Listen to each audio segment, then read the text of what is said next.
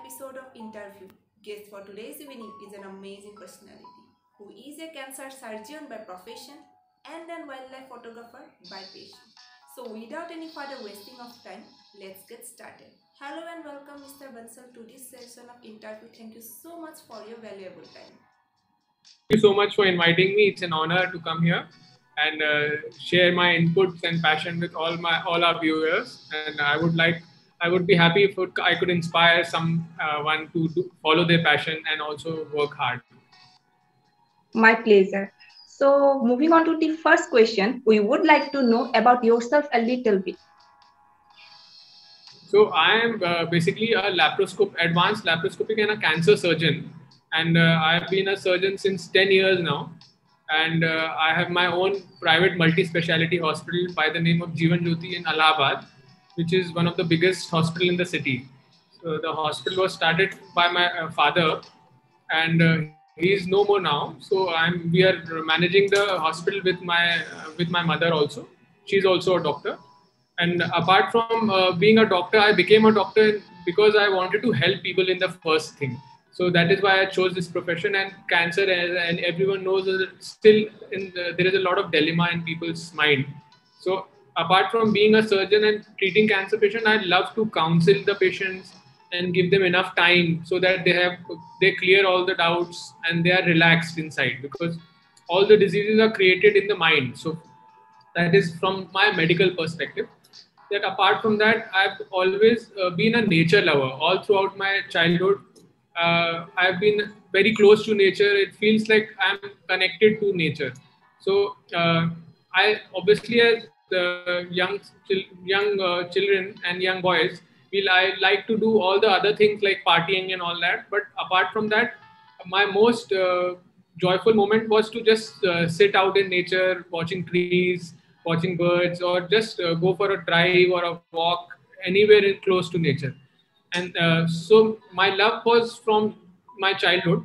And then slowly and slowly, when I was doing my MS in my 2010, there I started my special love for birds. And then I started loving the vast diversity, the colors, and I appreciated the fine details with Mother Nature have given such small creatures, which they can fly and do such wonderful things. So from there, I started clicking birds, and then it became a hardcore passion, and it used to give me the same sense of joy clicking one rare species of or a unusual species of bird, while the same sense when I was doing a difficult surgery. So the joy was almost same in both the circumstances. So from there, my journey of bird watching and bird photography and wildlife photography started. I obviously like all the other animals also in wildlife parks, but I don't know, I have a special corner on my heart for birds. I think they are the most fascinating wildlife creatures among the animals, because at least animals, they can they can talk in their own voice, in their own language, but birds are the most fascinating, which I find. So recently only I have completed clicking 1,000 species in India, which was quite my dream when I had started it, and I didn't know that one day it will actually come true. So I'm really thankful to Mother Nature for giving me that opportunity, and I will keep on doing so, and I will try my best to spread the word and do all the things for Mother Nature to conserve and the planet, so that our future generations also enjoy the same. Congratulations on your thousands bird species capture. How do you treat the cancer patients? As I told you, the cancer patients, first of all, right now, cancer is a very treatable disease. So it's just we have to be a little aware that first of all, people get very scared that they have got cancer. Now medical science have also progressed quite a lot. So if the cancer is detected well in time, and if the patient approaches and reaches the right doctor, there are 4 stages of cancer. Fourth stage is the advanced one. So in most of the cancer, up to first, second, third stage is absolutely treatable and curable, and patient can live a healthy and happy life thereafter. So So it is very important to spread this word. And even I am doing free online OPDs for cancer patients. And I've more one thing is treatment of cancer, and obviously the doctor part, and spreading awareness and giving the right treatment. Most important thing also with cancer patients is to read their psychology and read their mind, and uh, let go of all the myths with which there is running in the mind. See, patients come to the doctors and they get treated, the doctor write medicines or surgery advice, whatever, but there are so many myths running in the background, like his neighbor will say something, his relative will say something, his friend will say something. So all those things, they create a lot of stress in the patients and the patient's immediate relatives mind. So I keep make this a point that everyone coming to me, I give them enough time, and I keep asking them questions, that any other doubts, anything else you would, even something simple, and something may be a stupid, but it is important for them because it's creating a lot of stress to them. And if stress is there, then none of the treatment will be working as it should be. How do you deal with your surgeries? As a So the surgery and my wildlife passion, they go hand in hand actually. In both surgery and in bird photography or bird watching, you have to be patient. That is has to be your number one quality, because sometimes the surgeries take 7 hours, 6 hours. You have to maintain your focus in the long duration. You have to keep on focusing on the thing which you are doing. Like example, surgery. So you can't lose your focus, and obviously you have to be intuitive, and you have to think accordingly, according to the as you said very truly, that cancer surgery is a difficult task. So many other times while doing surgery, there is some bleeding here and there is some difficulty. So you have to think and improvise accordingly. And in most of the circumstances, if you are focused and you are patient, and then you will find a solution. And that's what actually life is about. You have to just keep maintaining your focus and patience. And similarly in cancer surgery also, I try to maintain that, and by God's grace, I have always found a solution to any immediate problem during the surgery. Any incident from your experience that you would like to narrate to our audience? It's not a cancer surgery, but see, sometimes some people are very lucky also. So I would just share one random incident. It's not a cancer surgery actually, but when I was doing my residency those days, one time one patient came with one iron rod through and through. Means it was in his stomach, and the rod was coming out from almost his back, and so it was like a very dangerous situation for the patient and for the doctor. But when we took him for surgery, we removed the iron rod from the front and from the back. And it is quite a miracle that actually nothing serious had been damaged. That could have been a very life-threatening injury, but apart from some minor injuries, nothing, no intestine was damaged, no spine was damaged, and it was quite a miracle and quite surprise for all of us that patient walked through in a very few days. So patient didn't realize how what it was kind of a funny incident, because he didn't realize how severely the God has been kind to him, and he was lucky. That's really interesting. So, as of now, what does photography give back to you?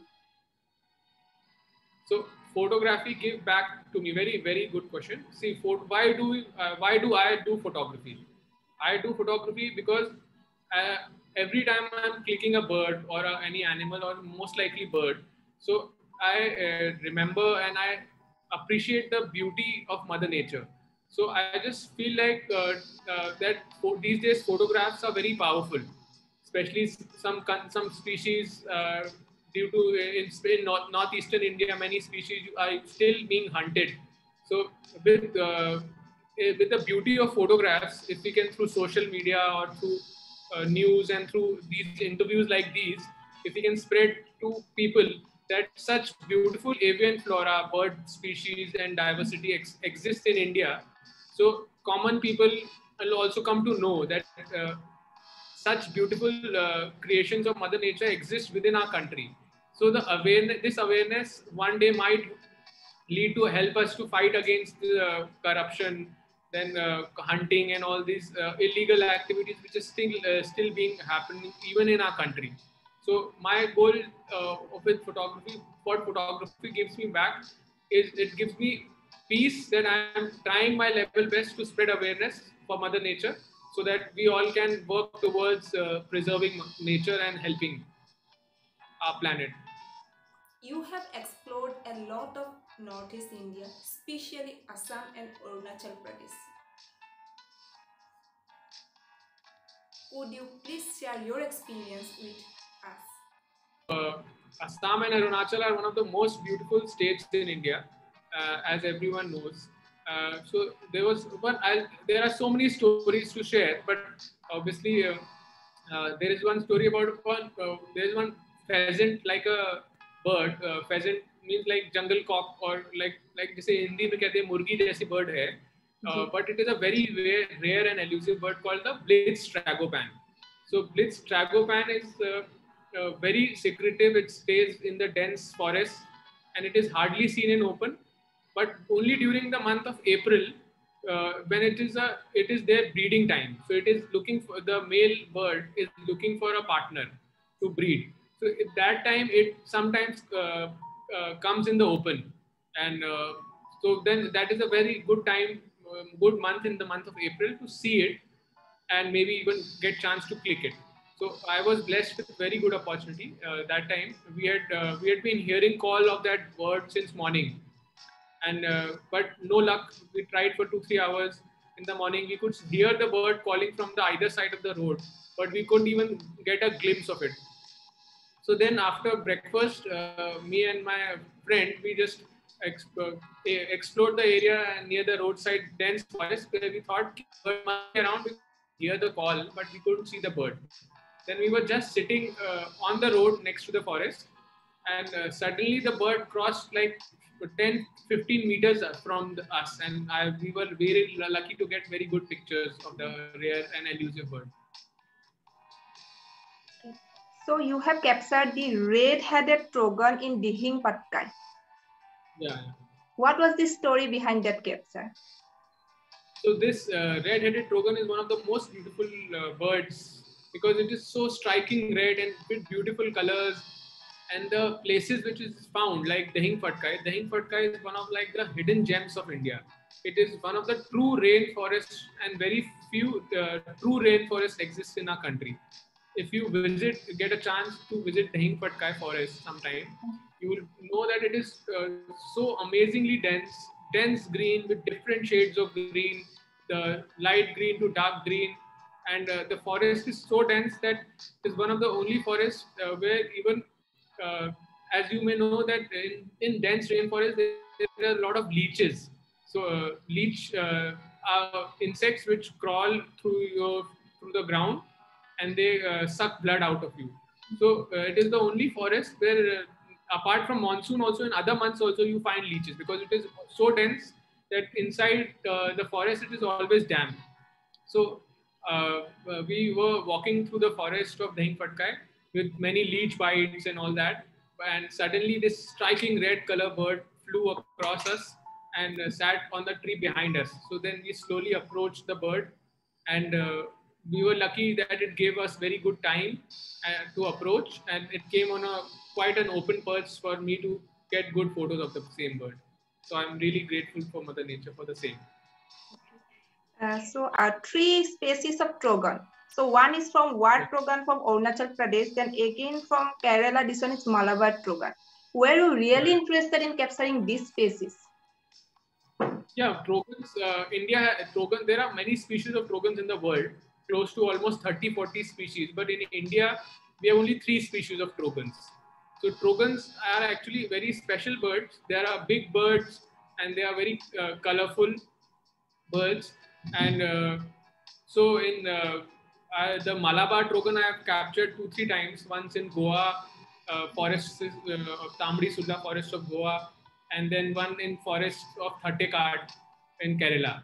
So that was also one of the most beautiful birds in the southern part of the India. And the Ward trogon is again very beautiful. The Ward trogon the male is pink in color and the female is yellow in color. Both it's one of those birds. Otherwise, in a species, usually the male is colored in birds and the female is dull or brown or gray in color. But bot strogan is one of those rare bird species where even the male is pink, brightly pink colored, and the female is brightly yellow colored. So I really wanted to capture all the three species of trogons, and I'm glad that I could do it. Mostly you have explored Karimganj in Assam, then Dihing Patkai, and so on. So which part have you explored in Karimganj? So Karimganj is a very small town in Assam. It is near Bangladesh border. So the Karimganj town is like just 15-20 kilometers from Bangladesh, and it was almost undiscovered for birding. But then one of my friends, Rejoice, he discovered that place, and we are actually blessed to see some very amazing birds like the Van Hessel's sunbird. Van Hessel's sunbird is the most rare and most elusive sunbird from India. And if you happen to see a picture of it, it's like the most beautiful small sunbird and very difficult to photograph. But I was lucky to get good photos of that bird. And apart from that, there are very rare species like the Siberian blue robin. There is one bird called Siberian blue robin, which comes all the way from Arctics and from northern parts of Russia. And in India has been only spotted handful number of times, less than maybe 5 to 10 times in India it has been spotted. And Karimganj is the recent place where in the last couple of years it has been coming. So it was very good luck to get that bird also in Karimganj. And other species like some special species of Kachar bulbul, black-headed bulbul. These are some rare birds which were very difficult to photograph elsewhere, but in Karimganj they are very comparatively easier to photograph. So, with your profession, how do you manage to get some time for your wildlife photography? See, life is about balance. So it is definitely a very challenging task to balance my surgery profession with my passion for wildlife and birds. But if I have to continue my passion, then there is no other option but to balance. Otherwise, I would have to leave. So somehow on weekends and normally to go to Arunachal and Assam, other people who do, they go for 10 day trips or 15 days trips. But all my even trips to the northeastern of India have been 3 to 4 days max because I can't afford more than that time. So thankfully I've been able to maintain the balance. So your capture of white peacock in Africa was really incredible. How did you get that shot? So we were in a national park near, not the normal Kruger National Park, we were in Addo Elephant National Park. And there, suddenly while doing a safari near the park, we saw 2 white peacocks and it was very cloudy and it was almost about to rain. So it was very difficult conditions to photograph. That is why in the background you might see it is almost black in color. So, and then luckily we got some shots of the white peacock. It's quite rare there. You have once clicked ibis in USA. Yeah. So what was the story? So scarred ibis, sacred ibis in US is actually quite a common bird. I have not explored, I have not done birding too much in USA, but I would like to definitely do and click some hummingbirds, which are real speciality of America. This sacred ibis was just clicked near my hotel where I was staying. I had gone for a surgical conference, and I have a habit of carrying my camera. So near the place where we were staying, this ibis was just roaming in the garden. So then I took out my camera one morning and clicked it. So according to you, what is the most important camera feature and why? Camera feature is just you should be connected with your camera because no one can teach you photography. Photography is a thing which you learn over time. So you should just for newcomers, I would just suggest that you could just whatever see, high-end cameras is not needed. You can start with a basic camera. The most basic camera and the most advanced camera, all the features are the same. There are some slight differences in the facilities, like low light shooting and faster shutter speed. These things, and the megapixels of the camera, these things increase. But if you are beginning, then you should just start with any basic camera, and you could start shooting in manual mode or even aperture priority mode, which is a very good mode to start for beginners. And just keep clicking whatever you see from your balcony, pigeons, parrots, lots of sunbirds, and slowly you'll get the hang of it. And then maybe Sunday you can go for a bird walk in your nearby garden or nearby uh, forested area. So there is no one feature. You just have to be connected with the camera, and you have to keep doing, because doing will helps you understand the lighting conditions and how, which angle to shoot from, and slowly you will get it. How is it to meditate in snow? So meditation is again one thing which I think all the youngsters should do, because of the so much stress associated with these common lives. These days, everything is associated with some or the other stress. So meditation is one thing.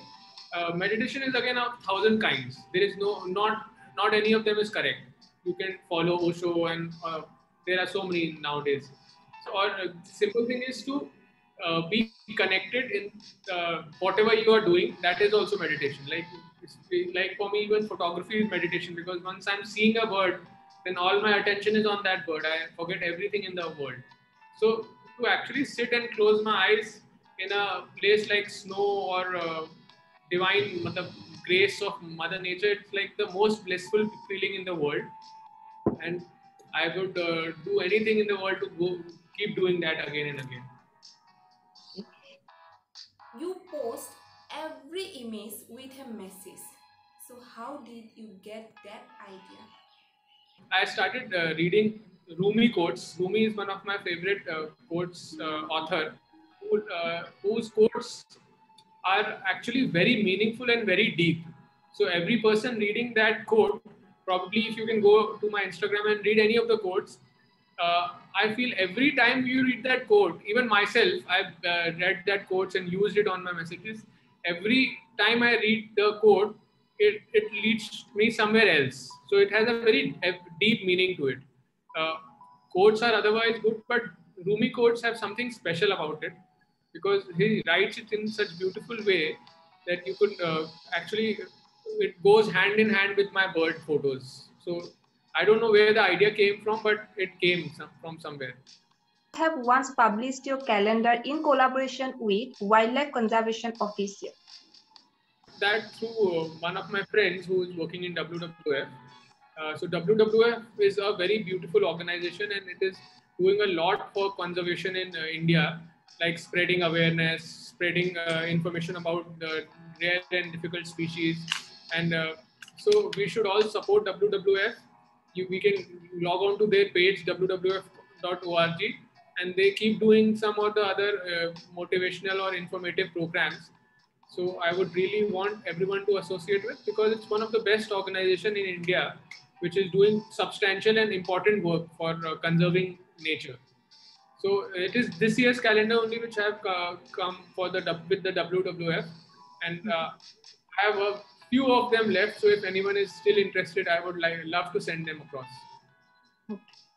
That's Your images has been published in many leading magazines, including Bird Photographers of India and even Times of India newspaper. So how do you feel at that time? Recognition feels nice, but I feel we should try to limit ourselves at that time and not get too elevated, because that's the main idea about photography, to spread awareness to the people. So I feel really happy when big newspapers and big magazines like Times of India have published 2-3 of my images sometimes. My first image, which got published long back in 2000, I don't remember the year, maybe 2011 or 12.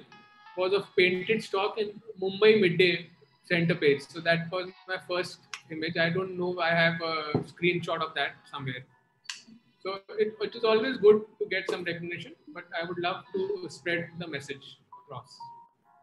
Experience capturing the woodpecker with his hunt in Kashmir. Kashmir is a very beautiful. Everyone knows it's like paradise on earth. That's a beautiful normal tagline which everyone associates with. So what I feel is bird photography have given birds and bird watching and bird photography have given me a very beautiful perspective to life. Because, for example, Kashmir, people go to Kashmir to see its beauty and enjoy the beautiful landscapes of Kashmir. But I obviously go and enjoy all those. And with my passion for birds, I get to see some special birds which are only seen in Kashmir or Kashmir and Ladakh and areas. So Kashmir is, as other places in India, is blessed with a very good, dense diversity of birds. Because of its altitude and its location, there are some good number of species which are only seen in those areas. So I've birded there twice actually, and maybe this summer I'll go again for short trip. So I really like Kashmir, and there are a few good upcoming birders who are very close friends who have spread a lot of awareness in the area, and now even Kashmiri people have also been associated with conservation and taking care of birds. So even with the so a lot of unrest going in the area over the years, they also have a good perspective to spread some and do something for the nature.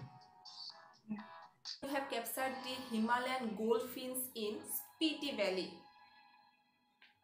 Is a very beautiful bird. It's a bird which actually comes all the way from Europe, and some species, some of them stay in the Himalayan areas. So it was actually initially called the European goldfinch, and then later the birds which stay in Himalayas were renamed as Himalayan goldfinch. So this Spiti Valley is another one of the most beautiful areas in our country. It is in Himachal Pradesh, and it is towards the Tibetan and the China border. So there's a one last village called Tabo. Tabo and is a small village where we were staying in a homestay tented kind of accommodation, and it is near Nako Lake also. There's one lake in that area called Nako Lake. So one morning, it was not actually just a birding trip. It was a family trip, family fun trip, which we had gone with my wife and my brother. And one morning, we came outside our tent and we saw this beautiful bird with such a big sunflower, and it was eating the seed as if it was enjoying the breakfast. And it gave us a lot of time. So for 10-15 minutes, I was so mesmerized seeing it. I even forgot to bring my camera. I was just seeing it through the binoculars. Then after 5 to 10 minutes of seeing it happily, then I realized that it's sitting in a beautiful area. So I should definitely click some good photos also. So then we got some good photos of it. Photographers and photography both are trending. Do you believe that photography is key to wildlife conservation? These days, definitely, as I mentioned earlier also, with photography, we get to capture some rare and elusive images, amazing perspective of the birds, and even obviously some rare birds which are not seen elsewhere in books also. So with that photography and with different postures of the same bird, like there's one special bird called lesser florican which jumps somewhere in moong dal fields. So if you capture that jumping shot of that lesser florican, it's a trademark shot, and it says so much about the bird and so much about its habitat and so much about its behavior. So this spreads very good in social media, and people are getting aware about those birds and trying to conserve their habitat. So it is definitely one of the strongest things to conserve for conservation in these days, in especially because more and more people are clicking. So I think this is the way to go now. What would be your piece of advice to the young aspirants who are willing to follow your footsteps? I would be honored and I would be grateful to personally guide anyone who is interested in following such a similar journey. The first and the important thing is to love and respect nature. See, these days many photographers are coming, and sometimes they even cross the line. They do not so good things to the birds to disturb their nest or disturb their habitat to get good photos. So we should and first important thing is that Mother Nature we should respect Mother Nature and all its creations, and we should not do anything to harm it. That's the first thing. Whether you get a photo or not, so this is very important, because if you instill it from the very beginning, then I think you will go a very long way. And if you try to take shortcuts and by taking good images with disturbance, I'm sure you will not go a very long way, and it will be a very short journey for you. So it is what you have to choose, whether you have to follow this passion for lifelong or it's a very short-lived thing. And then second thing, as I mentioned, nature and photography and wildlife is it's purely luck. It's not like you go to a zoo and click it. So even that bird may be there, but it might not come out. It might not come out in a good posture. It might not come in good light. There are so many number of possible areas which could go wrong. The bird it could go on a second tree, not that tree. So there are so many things. So it is purely luck. So if you respect and love nature, then I'm sure you will be blessed with good opportunities to click. Like all the birds which I have clicked, I would again I would love to click them again, because every time you get a different angle, every time you get a different perspective. So it's not that I have a target to go and click every and that's done. It's like we have to just keep clicking. So even at my thing, I'm not perfect. I'm still learning, because Mother Nature still keeps on teaching me new things on how to approach a bird, how to disturb the bird less. And the most happy feeling as a photographer in birding is that suppose a bird is perched, sitting somewhere, and it is giving you good photos. The most happy feeling is to go and click the bird and to return back without making the bird fly. So then, if you have done that, that means you love nature the most. Most photographers, see, I also have done it sometimes, that the bird is sitting, we keep going closer, and finally the bird flies. So if you can know that line, when to stop, so that you also are satisfied with getting very good photos, and the bird also doesn't feel threatened and it feels safe. There is a very thin line, and if you can know that, then again I think you will go a very long way. Okay. How is your experience of using mirrorless? I was using Canon 7D before it, and 7D Mark II, and since almost couple of years, 1.5 years, I'm using Canon R5. So mirrorless technology is the future, and it is definitely lighter, faster, focusing speed is faster. So if possible, I would definitely suggest everyone to go for mirrorless, because there is no doubt about it. It's the future, and technology grows very fast. So the old cameras also have its charm, but mirrorless I vouch for mirrorless, and even the Canon mirrorless systems are amazing. What are your future plans related to your profession as well as your passion field? Is to continue doing what I'm doing. I'll continue my medical profession and continue helping as many patients and people as I can, and spread awareness about cancer and all the other, doing some good surgeries to help society, and even to any especially my birder and wildlife friends, I give a lot of advice on the phone, because I love uh, birders at heart. So any birders with any medical issues, even apart from cancer, I would be happy to give my advice and guidance for the same. And in my wildlife photography, my future plans, apart from keep on exploring other parts of India, if I get time, slowly, I would like to visit some international countries also, and so do some bird photography there. Like Costa Rica is in my pipeline, because it has beautiful birds and beautiful, colorful birds, and even birds of paradise in Malaysia and all that. So that's my future time, as and when I get time from my profession, I would love to do it. Well, Mr. Bansal, we are to the end of this session. Thank you so much for this valuable time. I must say that you are truly an amazing and inspiring personality. It was great interacting with you. Very kind words, and as I can sense, you are a very good human being also, and I hope you also keep prospering in life and achieve whatever you dream of. My pleasure. So audience, this was Dr. Bansal from the field of cancer surgery as well as wildlife photography. Hope you like today's storytelling. I will be back soon with another eminent personality very soon. Till then, thank you so much for watching.